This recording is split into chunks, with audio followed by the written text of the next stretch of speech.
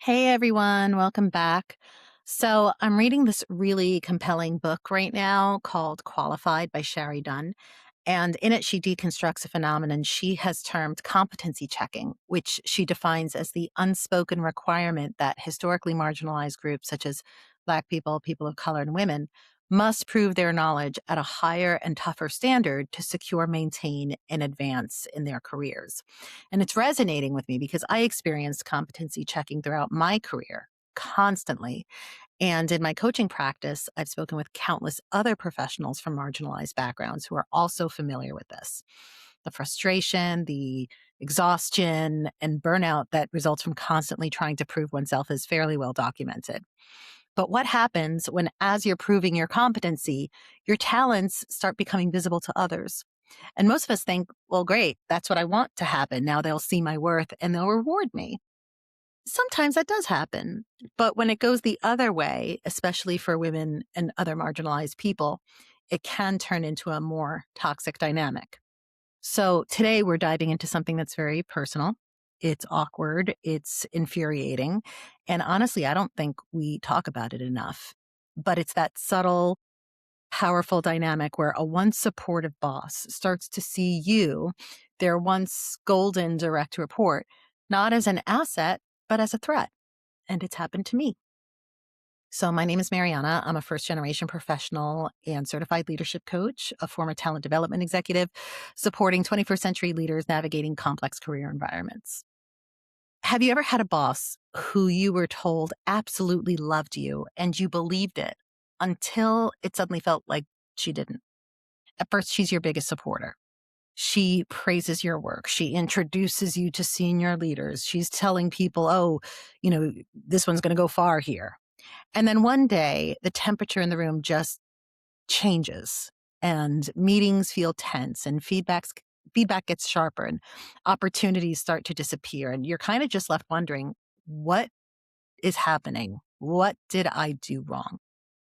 And this is what a pet to threat situation looks like. I'm not here to demonize anyone, especially other women in leadership roles. But what I am here for is real talk.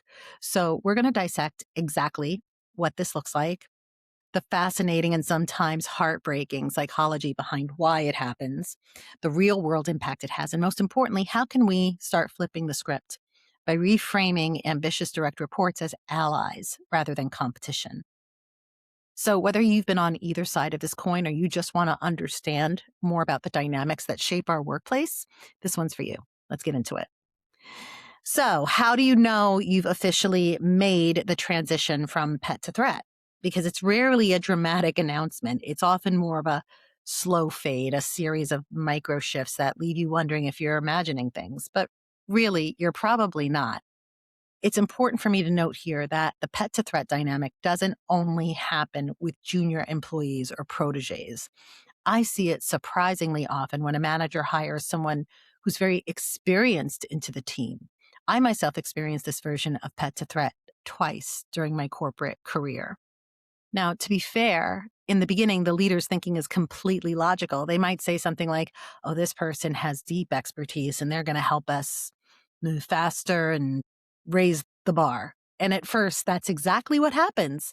The new hire starts bringing in fresh ideas and perspectives and, offering new solutions because they've seen similar problems before and can identify them more quickly. But in theory, while this should make the manager's life easier, sometimes there's a moment where the internal story for them changes. And usually that moment comes when the employee's competence becomes highly visible. Maybe she challenges an assumption in a meeting or offers a more sophisticated strategy or demonstrates knowledge that goes deeper than what the manager had expected. Maybe they're starting to get praise from senior leadership or simply becoming more confident and influential. Whatever the reason, the dynamic just suddenly shifts, and that same expertise that made her an attractive candidate now starts making her supervisor feel a certain kind of way. So instead of this is helpful, that internal reaction becomes more protective. The brain starts asking questions like, was this person being perceived as my replacement? Will leadership start comparing us? If she shines, does that make me look less valuable? And again, this isn't usually intentional, but it is a powerful psychological shift because what started as I hired you because you're talented quietly turns into your talent makes me feel uneasy. And when that shift happens, the employee can feel it almost immediately. That same manager who once championed her might start withholding information or becoming unusually critical, excluding her from key opportunities, or just kind of in general, like pulling back. And that's what makes the experience so confusing. So here's what you might notice if you're transitioning from pet to threat. There's often like a communication freeze out. So email responses get shorter. The open door policy that used to exist, suddenly not so much. One on ones become more logistical or get canceled altogether. All those friendly touch points that made you feel supported, yeah, those are gone. Along with a lot of missed opportunities because of omission. So you used to hear about, big projects ahead of time and kind of get first dibs. And now you're learning about initiatives, projects you would have been perfect for in all staff meetings. And somehow you weren't even considered. So that pipeline of growth just kind of stops. Feedback. Feedback goes from constructive and future focused to hypercritical and backward looking. So small mistakes, things that were easily corrected before are now inflated. Suddenly you're not doing anything quite right. And it can feel like you're walking on eggshells, but you can't point to one specific thing. And lastly, there's subtle inclusion or exclusion rather. So you're less involved in decision-making conversations. That informal group that, gets together around 3 o'clock around the, pantry and has coffee and chats, you're not being included as often. It's not an overt boycott. It's just more of a lack of invitation. Now, if you're a leader watching this is your wake up call to check your own behaviors. Are you doing any of the things I just mentioned, even unconsciously? Because the pet to threat dynamic isn't always malicious, but the impact of its effects are very real. So why does one supportive relationship go south? Well, here's where I'd like to now focus on women in leadership, because this is where it gets interesting and honestly a little more complex. It's easy to just label someone as catty or insecure, but that's lazy thinking and frankly, I think a bit sexist. We need to dig deeper into the systems and the psychology behind what's actually happening. So first, let's acknowledge the external factors. We still, in so many industries, operate in worlds where leadership is overwhelmingly male. And when there are fewer seats at the table for women, the scarcity mindset is real, subconsciously or sometimes not so subconsciously. A female leader can feel like their own hard won spot is tenuous. They might feel they have to defend their territory. And when another dynamic, ambitious female direct report comes along, it's not just another employee, it's a potential replacement. Now, let's talk about psychology because it's often rooted in a mix of things. There's the internalized bias. So, even the most progressive leaders aren't immune to social messaging. Research shows that as women become more successful, they're also often perceived as less likable. And a female boss might unconsciously buy into this, reacting negatively to a direct report's competence because it disrupts the traditional and, patriarchal hierarchy that she's used to navigating. The mirror effect also plays into this one. And this is the real kicker because a female executive looks in the mirror and sees her own ambition as confidence. She sees her own directness as influence and her own high standards as executive presence. And she's proud of those traits.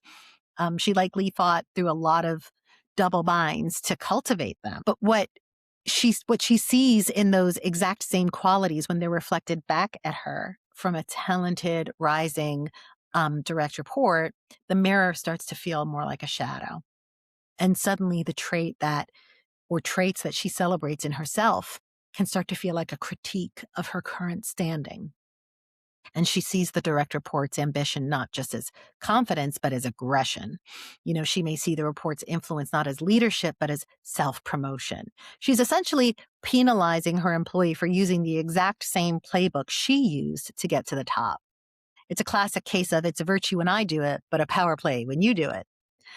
Another reason why pets a threat can emerge is a lack of mentorship and development. If the leader themselves had never had a strong supportive role model or specific leadership training around how to foster and develop talent versus just delegating tasks to get jobs done, it that person might fall back on outdated power dynamics to compensate because they might simply not know how to manage someone as capable as themselves. So it's rarely about one person being bad.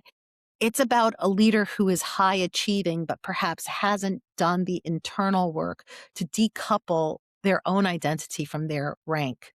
So when your self worth is tied to being the only star in the room, anyone else with a glow starts to look like an eclipse. But let's bring it back to what happens when you're on the receiving end, because the impact of this dynamic is significant and can be far reaching. There's obviously the confidence factor.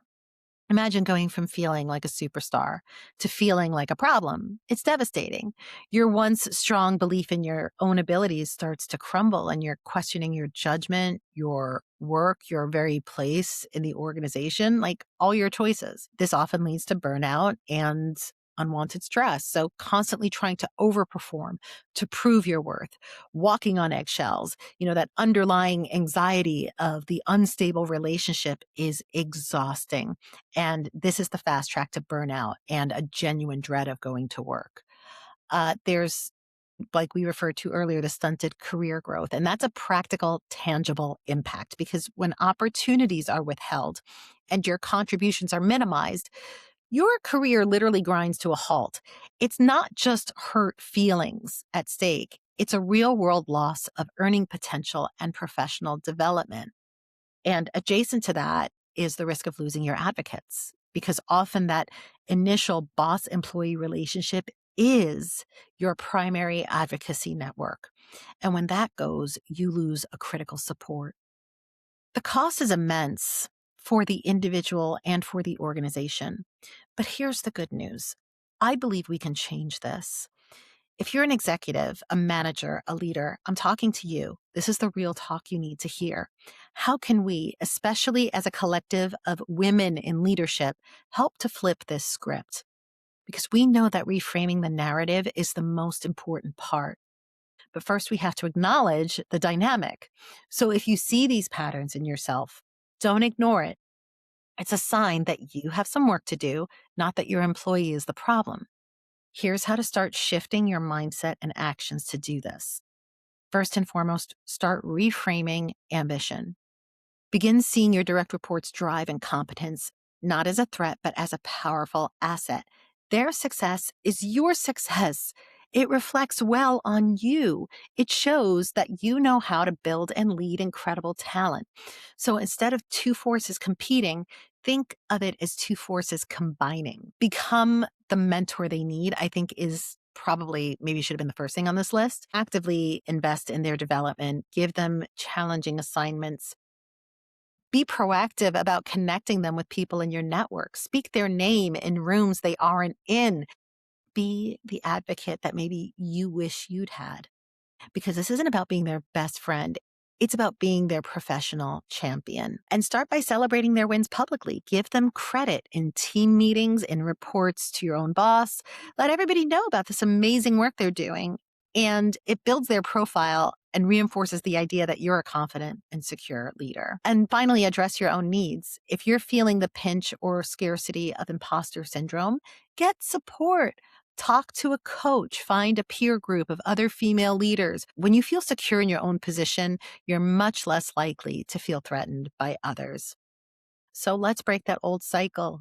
We are not competing for one seat. We are here to build more seats, a bigger table, and a workplace where we all can rise. Thank you so much for watching. Please like, subscribe, and share this with a leader you respect, and I'll see you next time.